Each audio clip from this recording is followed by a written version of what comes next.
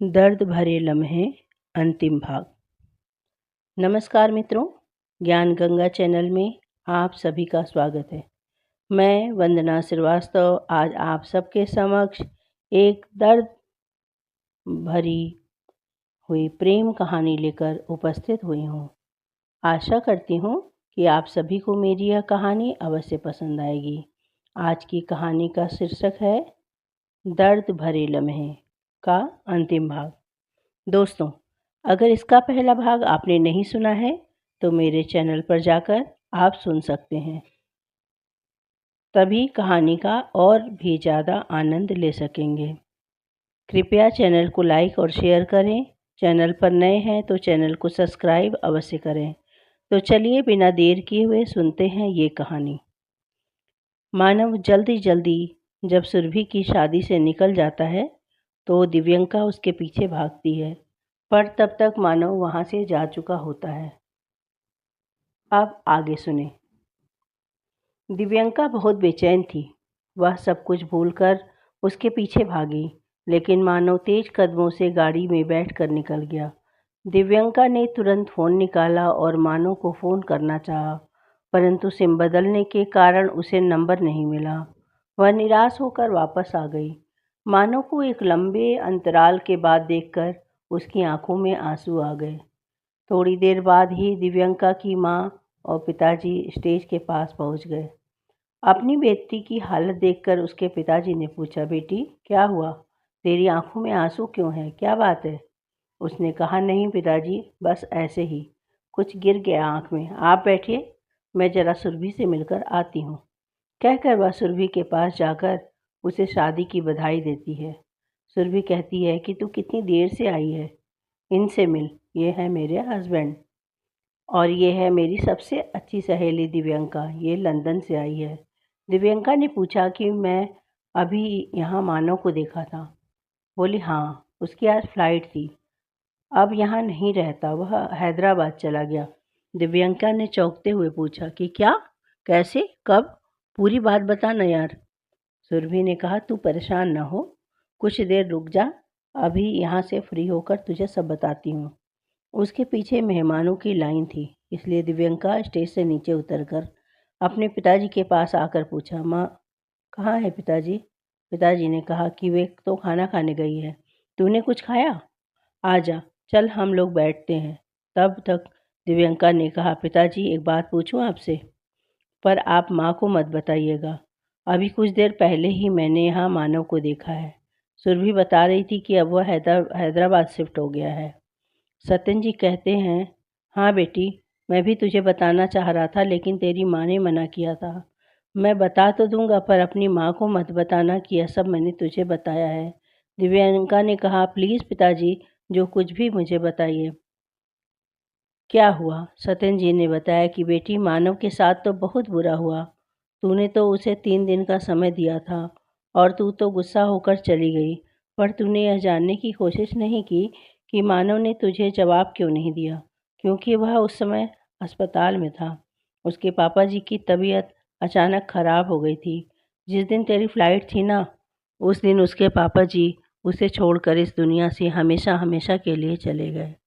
उस समय उस बेचारे को होश ही कहाँ था, जो कि वह कुछ और सोच पाता। यह सुनते ही दिव्यंका की आंखों से अश्रु गिरने लगे। वह अपने आप को एक पापिन और अपराधिनी के रूप में देख रही थी। उसे अपने आप से घृणा होने लगी, परंतु शादी के माहौल में उसने किसी तरह अपने आप को संभाला। अपने आंसुओं को पोंछते हुए उसने कहा कि आपने मुझे कुछ बताया क्यों नहीं? उन्होंने आगे बताया कि पता है बेटी, तेरी माँ ने मानव के साथ क्या किया? वह अपने पिता की 13वीं का कार्ड देने के लिए 10 दिन के बाद हमारे घर आया था, लेकिन ये तेरी माँ है ना, उसने उसे बेइज्जत करके भगा दिया। और तो और बेटा, मानव के सामने ही कार्ड फाड़ दिया और कहा कि फिर कभी भूल से भी यहाँ मत आना। और हाँ, दिव्यंका भी अब यहाँ नहीं रहती, वह लंदन चली गई है। यह सुनकर तो दिव्यंका को अपनी माँ पर बहुत गुस्सा आ रहा था। पिताजी ने आगे बताया कि बेटी, मानव ने तो तुझे कई बार फ़ोन भी लगाया, पर तेरा फ़ोन पता नहीं क्यों नहीं लग ही नहीं रहा था। उसके बाद एक दिन वह मुझसे बाजार में मिला। उसने कहा कि वह अपनी माँ को यहाँ से लेकर हमेशा हमेशा के लिए हैदराबाद जा रहा है।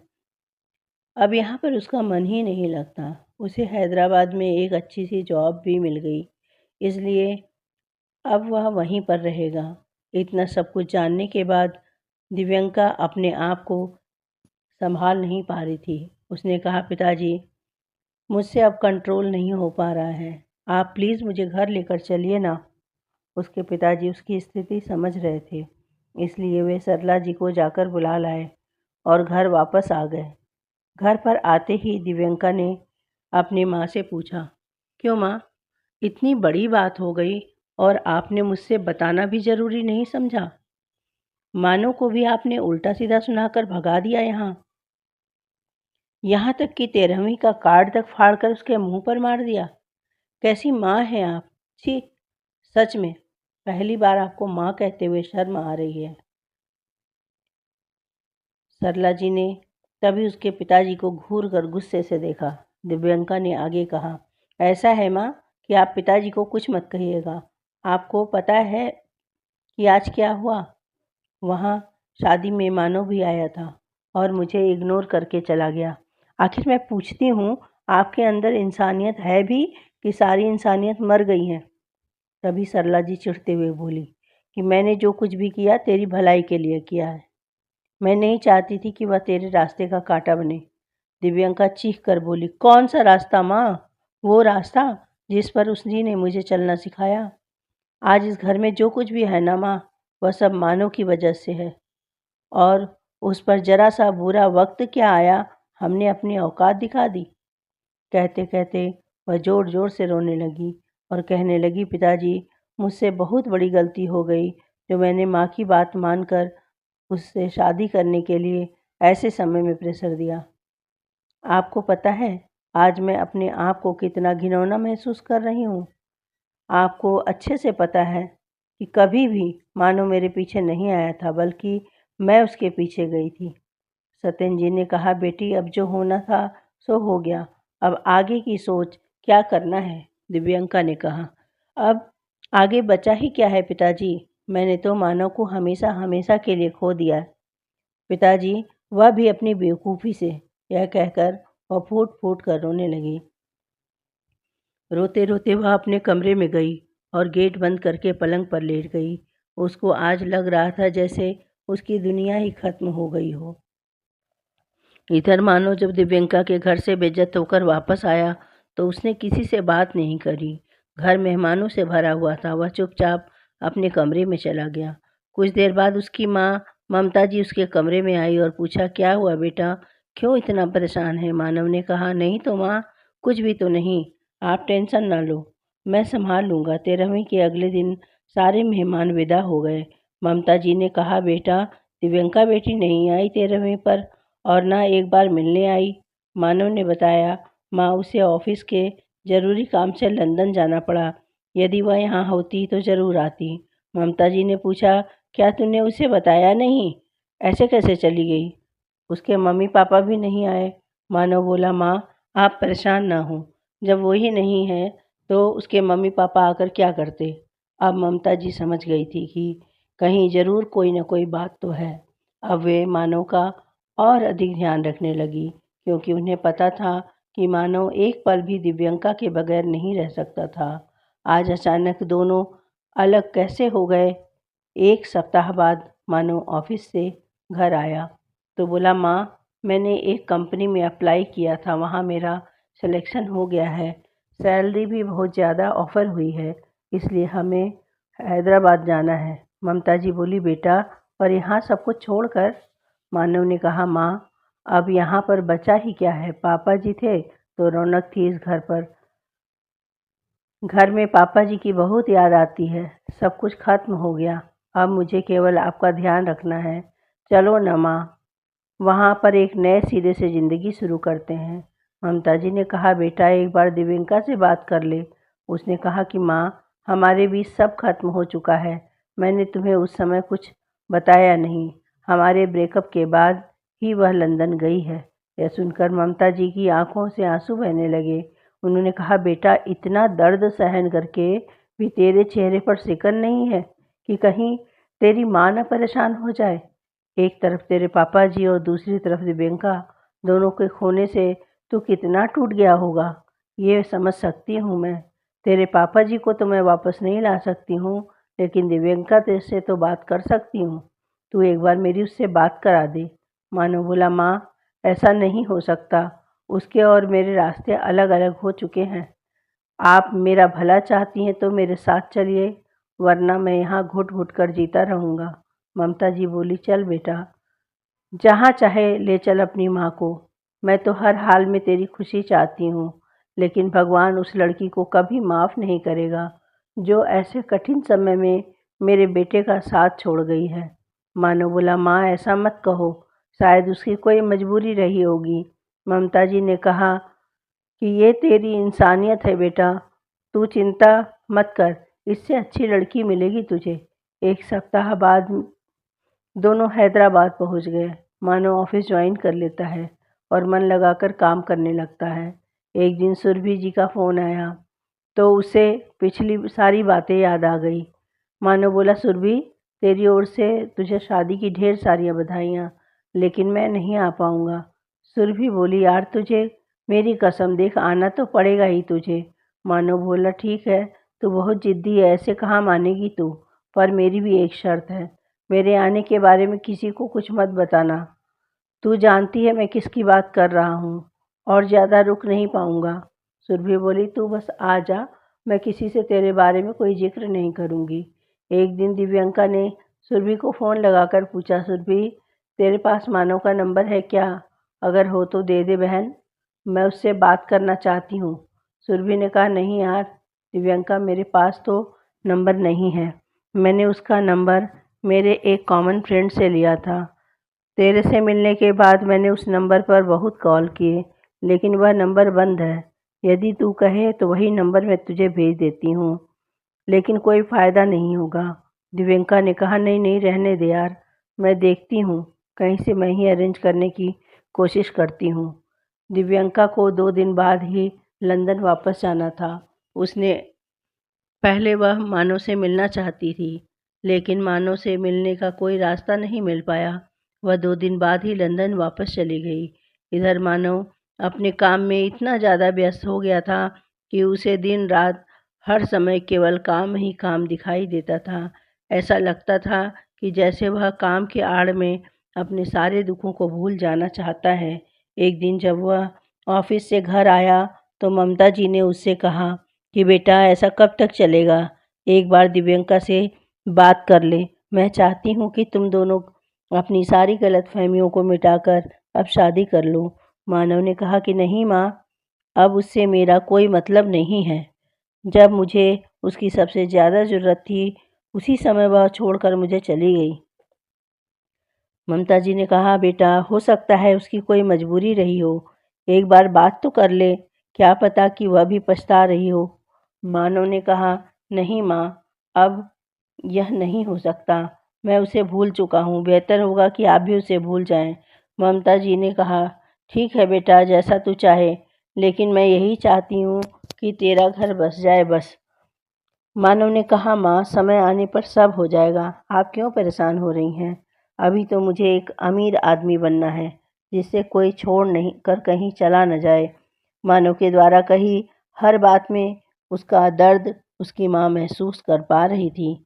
दूसरी ओर दिव्यंका जब लंदन पहुंची तो उसका मन काम में बिल्कुल भी नहीं लग रहा था। हर समय वह मानव के बारे में सोचती रहती थी। उसका दिल अब फिर से मानव के लिए धड़कने लगा था। वह कोई भी यत्न करके बस मानव से किसी भी तरह मिलना चाहती थी। एक सप्ताह के बाद दिव्यंका ने अपने देश वापस जाने के लिए ट्रांसफ़र हेतु कंपनी को मेल डाल दिया।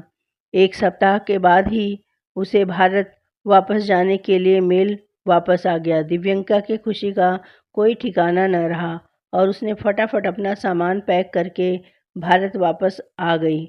लेकिन वह वहाँ से लौटने के बाद अपने घर न जाकर सीधे ऑफिस के द्वारा मिले एक फ्लैट में अकेले ही रहने लगी।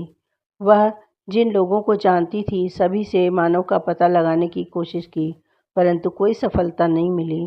एक दिन दिव्यंका के पिताजी उससे मिलने आए। बातों ही बातों में उन्होंने कहा, बेटी, अब तो तुम्हारा गुस्सा शांत हो गया होगा, चल बेटा घर चल। दिव्यंका ने कहा कि नहीं, नहीं पिताजी, जिस घर में मेरे मानव की बेइज्जती हुई हो, उस घर में मैं अब कभी भी नहीं आऊँगी। आपको जब भी मिलने का मन करे आ जाया करिए पिताजी, पर मैं उस घर में कदम नहीं रखूँगी। सत्येंद्र जी ने कहा, लेकिन बेटा ऐसे अकेले रहने का क्या मतलब है? दिव्यंका ने कहा, पिताजी, मेरी ज़िंदगी का अब एक ही मकसद है कि बस मैं जैसे भी संभव हो मानव से मिलकर माफ़ी मांगना चाहती हूँ, अपने पापों का प्रायश्चित करना चाहती हूँ। यह कहते हुए उसकी आंख आंसुओं से सराबोर हो गए। उसने कहा, पिताजी, अगर आप इसमें मेरी कुछ मदद कर सकें तो बहुत अच्छा रहेगा। एक बार किसी तरह मानव से माफ़ी मांग लूँ, फिर उसकी मर्जी, वह चाहे मुझे अपनाए या ठुकराए।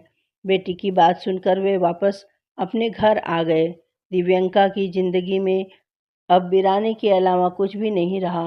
वह दिन भर काम करती और बहुत परेशान रहने लगी थी। उसने हैदराबाद की कंपनी में जॉब के लिए ट्राई करना प्रारंभ कर दिया। काफ़ी दिनों बाद उसे एक कंपनी से ऑफ़र आया।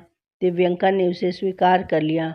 पुरानी कंपनी को छोड़ कर फटाफट वह हैदराबाद पहुंच गई। यह उसके जीवन का सबसे बड़ा मकसद था, क्योंकि एक बार वह मानव के से मिलकर साथ ही साथ जल्द से जल्द माफ़ी मांगना चाहती थी। इधर मानव लगातार अपने काम में मेहनत करता रहा। एक दिन वह शुभ घड़ी भी आ गई जब मानव अपनी खुद की कंपनी खोल ली। एक दिन मानव ममता जी से बोला, माँ, मैं तो बहुत कुछ हासिल कर लिया है, अब मैं खुद का घर बसाना चाहता हूँ। आप मेरे लिए अपनी पसंद की कोई लड़की देख लो। मैं आपकी खुशी के लिए अब शादी करना चाहता हूँ। मैं पापा जी को तो कोई खुशी नहीं दे पाया, लेकिन मैं आपको खुश देखना चाहता हूँ। माँ, कहकर मानव ने अपनी माँ की गोद में अपना सर रख दिया। यह सुनते ही ममता जी बहुत खुश होकर बोली, बेटा, तूने मेरा दिल खुश कर दिया। अब देख मैं तेरे लिए कितनी अच्छी अच्छी लड़कियाँ ढूंढती हूँ। मेरे बच्चे, ये शब्द सुनने के लिए तो मेरे कान ही तरस गए थे। कुछ दिनों में मानव के लिए रिश्ते भी आने लग गए। उसी बीच ममता जी ने एक लड़की पसंद कर ली। उसी दिन शाम को उन्होंने मानव को बताया कि बेटा, मैंने एक लड़की पसंद की है, उसका नाम निकिता है, एक बार तो उससे मिल ले। मानव ने कहा, ठीक है माँ, तो ऐसा करो, उन लोगों को शनिवार को खाने पर बुला लीजिए। निकिता और उसका परिवार खाने पर जब आते हैं तो मानव और निकिता दोनों अकेले में बात करते हैं। मानव निकिता से कहता है, मैं तुम्हें बता देना चाहता हूँ कि मेरा पीछे भी एक अतीत रहा है। एक लड़की से मैं बहुत प्यार करता था, लेकिन उसने मुझे धोखा दिया और चली गई। अगर तुम चाहो तो इस शादी से इनकार कर सकती हो। निकिता ने कहा, अरे नहीं नहीं, मुझे आपके अतीत से कोई मतलब नहीं है। पर एक बात बोलूं, मुझे आपकी सच्चाई बहुत पसंद आई और मेरी तरफ से हाँ है। बाकी आप देख लीजिए कि क्या करना है। मानव और निकिता का रिश्ता पक्का हो गया। रिश्ता पक्का होने के बाद निकिता हर दिन मानव से मिलने लगती। दोनों शाम को समय बिताने लगते। एक दूसरे को समझने का अच्छा तरीका यही हो सकता था, ये दोनों जानते थे। लेकिन मानव पिछली गलतियों से सबक लेते हुए थोड़ा सतर्क होकर बातचीत करता था। निकिता के बारे में वह ज़्यादा से ज़्यादा जानने की कोशिश करता था। बातों ही बातों में वह पूछती थी कि अगर एक बात पूछूं, क्या आपको दिव्यंका की याद नहीं आती? यह सुनकर मानव बोला, देखो निकिता, यह सिर्फ एक धोखा था जो अंदर तक मुझे तोड़ गया है। अगर तुम फिर से मेरे उस जख्म को छेड़ोगी तो मैं इस रिश्ते को यहीं ख़त्म करना चाहूँगा, क्योंकि किसी पर अब भरोसा बहुत मुश्किल से करने की कोशिश कर रहा हूँ। निकिता ने कहा, अरे नहीं मानो, वह बात नहीं है, आप मुझे माफ़ कर दो। मैं समझ गई हूँ कि आपका मन बहुत साफ है। मैं तो ऐसे ही पूछ रही थी। आगे से फिर कभी ऐसी बात नहीं करूँगी। इधर दिव्यंका भी हैदराबाद में नौकरी करते करते मानव को ढूंढने का प्रयास करती रही, लेकिन वह उसे ढूंढने में स्वयं को असफल पाती है। एक दिन की बात है जब दिव्यंका ऑफिस से अपने फ्लैट पर पहुंची ही थी कि तभी सुरभि का फ़ोन आ गया। उसने पूछा, कैसी है तो दिव्यंका? दिव्यंका ने कहा, मैं ठीक हूँ यार, तू बता कैसी है? सुरभि ने कहा, मैं तो बढ़िया हूँ, पर तुझे एक बात बतानी थी, लेकिन मेरा नाम नहीं आए तो ही बताऊंगी। दिव्यंका बोली, तू इसकी चिंता मत कर, मेरी अब किसी और से बात नहीं होती है, केवल पिताजी से कभी कभी बात करती हूँ बस। सुरभि ने कहा, तो सुन, मानव का रिश्ता पक्का हो गया है। उसे वहीं हैदराबाद में ही एक लड़की मिल गई है। शादी की डेट अभी फिक्स नहीं हुई है। दिव्यंका चौंकते हुए बोली, तू सच कह रही है सुरभि? मुझे एक बार उससे मिलवा दे यार, मैं तेरा यह एहसान जिंदगी भर नहीं भूलूंगी। सुरभि बोली, तो सुन, वहाँ कोई एमएनसी कंपनी है, उसकी डिटेल मैं तुझे भेज रही हूँ, परंतु बहन, किसी भी कीमत पर मेरा नाम नहीं आना चाहिए। दिव्यंका बोली, यार तूने मुझ पर जो उपकार किया है, मैं वो शब्दों में बयां नहीं कर सकती। तेरा यह कर्ज भला मैं कैसे चुकाऊंगी? कंपनी की जानकारी मिल गई। अगले दिन दिव्यंका ऑफिस से छुट्टी लेकर सीधे उसकी कंपनी में पहुंच गई। रिसेप्शन से मानव के बारे में पता करती है। रिसेप्शनिस्ट ने मानव को बताया कि सर, कोई लड़की आपसे मिलना चाहती है, लेकिन वह अपना नाम नहीं बता रही है। मानव ने कहा, भेज दो उसे, लेकिन उससे कहना केवल 2 मिनट का टाइम है मेरे पास। दिव्यंका जैसे ही मानव के केबिन के पास पहुंचती है, केबिन का गेट खोलने से पहले ही उसके मन में उथल पुथल मच गई। उसके हाथ कांपने लगे। किसी तरह वह कांपते हुए हाथों से गेट खोलकर मानव के सामने जाकर खड़ी हो जाती है। मानव ने कहा कि मैं जानता था कि नाम न बताने वाली लड़की तुम ही हो। बैठो दिव्यंका। दिव्यंका ने कहा, मानव, मैं तुमसे माफ़ी मांगना चाहती हूँ। मैं अपनी माँ के कहने में आ गई थी। जब 3 दिनों तक तुम्हारा कोई मैसेज नहीं आया तो मुझे बहुत गुस्सा आ गया और मैं गुस्से में लंदन चली गई। दिव्यंका बिना रुके एक ही सांस में सारी बातें बोल गई। मानव ने कहा, अब जो होना सा था सो हो गया। दिव्यंका, मुझे तुमसे कोई शिकायत नहीं है।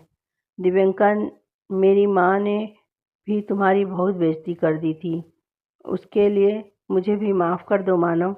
मानव बोला, दिव्यंका, एक बात बोलूं? अब मैं वह सारी बातें भूल चुका हूँ। मैं चाहता हूँ कि तुम भी वह सब भूल जाओ। मैं अब अपनी ज़िंदगी बहुत आगे बढ़ चुका हूँ। उस शहर को और उसकी यादों को, सब कुछ। दिव्यंका ने कहा, इसका मतलब यह है कि तुम मुझे माफ़ नहीं करोगे? मानव बोला, दिव्यंका, जब मुझे तुम्हारी सबसे ज़्यादा ज़रूरत थी, उस समय तुमने मुझे छोड़ दिया। अब मैंने भी अकेला जीना सीख लिया है और मैं चाहता हूँ कि तुम भी सब कुछ भूलकर अपने जीवन में आगे बढ़ो। दिव्यंका ने कहा कि क्या हम सब कुछ भूलकर पहले की तरह? मानव ने दिव्यंका को बीच में ही रोकते हुए कहा, दिव्यंका, मैं बहुत आगे निकल चुका हूँ। जब मैं तुम्हारे साथ रहता था मुझे लगता था कि मेरी दुनिया तुम्हारे से शुरू और तुम्हीं पर ख़त्म हो जाती है, लेकिन ऐसा नहीं है। तुम्हारे जाने के बाद समझ में आया कि अगर कोई आपका साथ छोड़ दे तो उसके बगैर जीने की आदत डाल लेनी चाहिए, और अब वह आदत मैंने डाल ली है। दिव्यंका ने कहा, लेकिन मानव, गलती तो किसी से भी हो सकती है ना? तुम इसके लिए मुझे माफ़ तो कर ही सकते हो ना? मानव ने कहा, दिव्यंका, वह मानव तो मर चुका है जो हर बात को भुलाकर चल देता था। मुझे तुम्हारा पता नहीं, लेकिन मेरी ज़िंदगी में कोई और आ चुका है। उसका नाम निकिता है और हम दोनों बहुत ही जल्द शादी करने वाले हैं। दिव्यंका मानव को बहुत देर तक समझाती रही, लेकिन वह नहीं माना। हार कर दिव्यंका वापस जाने लगी तो मानव ने कहा, दिव्यंका, हम अच्छे दोस्त बन सकते हैं। मैं कभी तुम्हारी लाइफ में इंटरफेयर नहीं करूँगा, लेकिन इस अनजान शहर में तुम्हें कभी भी मेरी ज़रूरत हो तो एक फ़ोन करना, मैं हाजिर हो जाऊँगा। दिव्यंका उदास मन से बिना कुछ बोले हल्की सी मुस्कुराहट के साथ उसके केबिन से बाहर आ गई। जब वह घर पहुंची तो अपने बेड पर लेटकर बहुत देर तक रोती रही। आज उसे वही महसूस हो रहा था जो कभी उसने मानव को महसूस करवाया था। अब दिव्यंका यह सोच रही थी कि सब कुछ छोड़कर कहीं चली जाए या जीवन ही ख़त्म कर ले, क्योंकि अब उसकी ज़िंदगी में बचा ही क्या था। लेकिन फिर सोचने लगी कि उसके माँ पिताजी की जिम्मेदारी उसके न होने पर कौन उठाएगा, इसलिए वह चाह कर भी मरने के बारे में सोच नहीं सकती थी। दिव्यंका अगले दिन ऑफिस गई। उसका काम में मन नहीं लग रहा था, लेकिन काम तो करना ही था, इसलिए वह काम में मन लगाने की कोशिश करने लगी। अब रात दिन एक मशीन की तरह बनकर रह गई थी वह। ऑफिस में भी किसी से कोई बात नहीं करती थी, हमेशा चुप रहती थी, हर समय बस काम काम और सिर्फ काम। आज रविवार का दिन था। दिव्यंका देर तक सोती रही, फिर उठकर एक कप कॉफ़ी बनाकर बेड पर बैठकर कॉफ़ी पी ही रही थी कि तभी दरवाजे की घंटी बजी। दिव्यंका ने गेट खोला तो देखा सामने मानव खड़ा था। उसने बोला कि अंदर आने के लिए नहीं कहोगी क्या, यहीं दरवाजे पर खड़ा रखोगी? दिव्यंका बोली, हाँ हाँ, क्यों नहीं, आओ ना। अंदर आते ही मानव ने पूरे फ्लैट को ध्यान से देखा तो वहाँ पर सब कुछ अस्त व्यस्त पड़ा हुआ था। मानव बोला, दिव्यंका, ये मेरी शादी का कार्ड है। इस शहर में मैं केवल तुम्हें ही अच्छे से जानता हूँ, इसलिए पहला कार्ड तुम्हें देने के लिए आ गया। मुझे यह पता है कि यह तुम्हारे लिए बहुत मुश्किल होगा, पर दिव्यंका ने बोला, मानो मुझे बहुत खुशी है कि तुम सब कुछ छोड़कर आगे बढ़ गए, लेकिन मैं शादी में नहीं आ सकूंगी। मुझसे वह सब देखा नहीं जाएगा। मानव ने कहा, ठीक है दिव्यंका, मैं कार्ड यहीं छोड़े जा रहा हूँ। और हाँ, तुम्हें फोर्स करने का हक तो मैं खो ही चुका हूँ। अगर तुम्हारा मन हो तो आ जाना। आज मानव की शादी का दिन था। दिव्यंका चाह कर भी अपने आप को रोक नहीं पाई और तैयार होकर वह शादी में पहुंच गई। मानव और सुरभि दोनों स्टेज पर खड़े थे। दोनों के हाथ में जयमाला थी। मानव ने दिव्यंका की ओर देखा। दिव्यंका आज कुछ ज्यादा उदास थी। बस वह किसी तरह अपने आप को रोक कर रखी हुई थी। उसका जी कर रहा था कि वह जोर जोर से रो ले। उधर मानव के भी हाथ कांप रहे थे। निकिता यह देख रही थी। मानव बार बार दिव्यंका की ओर देख रहा था और तभी सुरभि बोली कि क्या यही दिव्यंका है? मानव ने कहा, हाँ, लेकिन तुम चिंता मत करो, मैं तुम्हारा ही हूँ। निकिता बोली, मानव, अभी भी समय है तुम्हारे पास, अगर तुम चाहो तो उसका हाथ पकड़ लो। मानव बोला, अरे नहीं, ये कैसी बातें कर रही हो निकिता, सब इंतजार कर रहे हैं। वो मेरा पास्ट थी और तुम मेरा आज। निकिता बोली, लेकिन मानव, आज वह तुम्हारे वर्तमान में खड़ी है, जाओ उसे माफ करके अपना लो। मानव ने कहा कि निकिता, ये तुम क्या कह रही हो? निकिता ने कहा, मैं सही तो कह रही हूँ मानव, तुम अभी भी दिल की गहराइयों से उससे ही बंधे हुए हो। तुम मेरी इस समाज की परवाह मत करो। इस समय तुम अपने दिल की आवाज़ सुनो। ऐसा न हो कि आज की एक गलती के कारण तुम्हें जीवन भर पछताना पड़े। मानव ने कहा, लेकिन फिर तुम्हारा क्या होगा निकिता? निकिता बोली, मैं तुम दोनों की दोस्त बनकर रहूंगी और कोई ना कोई मुझे भी मिल ही जाएगा। अब तुम जल्दी करो। उधर सभी लोग हैरान थे कि अचानक जयमाला के समय ये दोनों क्या बातें कर रहे हैं। कि तभी निकिता ने इशारे से दिव्यंका को अपने पास बुलाया और जयमाला उसके हाथ में पकड़ाकर बोली, दिव्यंका, लो संभालो अपने मानव को। दिव्यंका की आंखों में आंसू बह निकले। दिव्यंका ने तुरंत ही निकिता को अपने गले लगा लिया। निकिता ने कहा, अरे दिव्यंका, जल्दी करो, इससे पहले कि हमारे रिश्तेदार कुछ समझ पाए, झट से जयमाला डाल दो।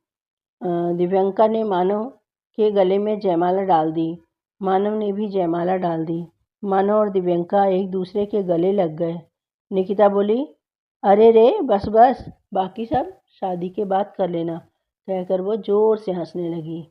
जयमाला डल जाने के बाद निकिता ने दिव्यंका को ले जाकर एक दुल्हन की तरह श्रृंगार किया। दिव्यंका बोली, निकिता, मैं तुम्हारा यह एहसान जिंदगी भर नहीं भूलूंगी। निकिता बोली, दिव्यंका, इसमें मैंने तुम दोनों पर कोई उपकार नहीं किया है। तुम दोनों तो बने ही एक दूसरे के लिए हो, इसलिए तुम्हें मिलने से भला रोकने वाली मैं कौन होती हूँ? मित्रों, क्या ऐसे समय में निकिता ने दिव्यंका के लिए जो किया वह ठीक था? आपकी दृष्टि में दिव्यंका की माँ सरला जी और पिता सत्येंद्र जी में से किसका सुझाव दिव्यंका के लिए ठीक था? और अगर मानव या दिव्यंका की जगह आप होते तो आप क्या फ़ैसला करते? कृपया कमेंट करके ज़रूर बताएं और यह भी बताएं कि आप लोगों को यह कहानी कैसी लगी। यदि कहानी पसंद आई हो तो चैनल को लाइक और शेयर करें। चैनल पर नए हैं तो चैनल को सब्सक्राइब अवश्य करें। मित्रों, कठिन प्रयासों के द्वारा ये कहानियाँ आप सबके समक्ष प्रस्तुत की जाती है, तो कृपया विनम्र अनुरोध है कि सब्सक्राइब अवश्य किया करें, जिससे कि मेरे द्वारा सुनाई गई कहानी आप सबके पास सबसे पहले पहुँचे, जिसे सुनकर आप सबसे पहले आनंद ले सकें। इसी तरह की और कहानियाँ सुनने के लिए आप हमारे साथ जुड़े रहकर मेरा हौसला बढ़ाते रहिए। मेरे द्वारा यह कहानी सुनने के लिए आपका बहुत बहुत धन्यवाद। मित्रों, यदि आप सभी यह चाहते हैं कि मैं अपनी कहानी के अंत में आप सबका नाम पुकारूं, तो कमेंट्स में अपना और अपनी जगह का नाम अवश्य लिखें। मिलते हैं फिर एक नई कहानी के साथ। तब तक मुझे आज्ञा दें।